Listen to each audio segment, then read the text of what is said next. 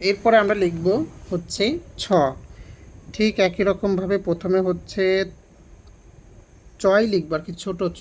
তারপর এরকম একটা জায়গা থেকে এইভাবে, তারপর এখান থেকে এইভাবে নামিয়ে দেবো। আমি আবারও দেখাচ্ছি, প্রথম চটা হবে ছোট, ছর অংশটা আর কি। আবার দেখো এইভাবে, তারপর এটা এইখান থেকে সুন্দর করে এইভাবে। তো আমি আবারও দেখাচ্ছি, একটু খেয়াল করো, প্রথমে ছোট চ, তারপর এটা এইখান থেকে সুন্দর করে এইভাবে নিচে নামিয়ে দেবে।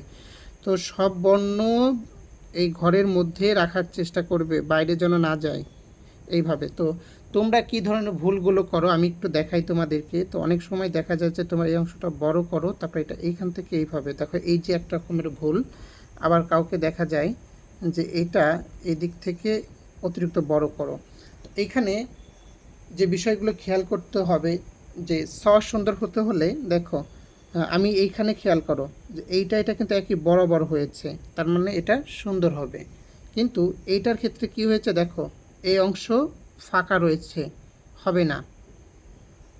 আবার এটার ক্ষেত্রে দেখো যে এই যে বাড়তি অংশ হয়েছে, এটাও হবে না। তাহলে স বর্ণটা কীভাবে লিখবে আর একবার দেখো, তারপরে হচ্ছে লিখবে। প্রথমে হচ্ছে ছোট চ করে, তারপরে এটা এইখান থেকে সুন্দর করে এইভাবে নিচে নামিয়ে দেবে, তাহলেই চমৎকার হবে। লেখো সবাই, সবাই মনোযোগ সহকারে লিখবে।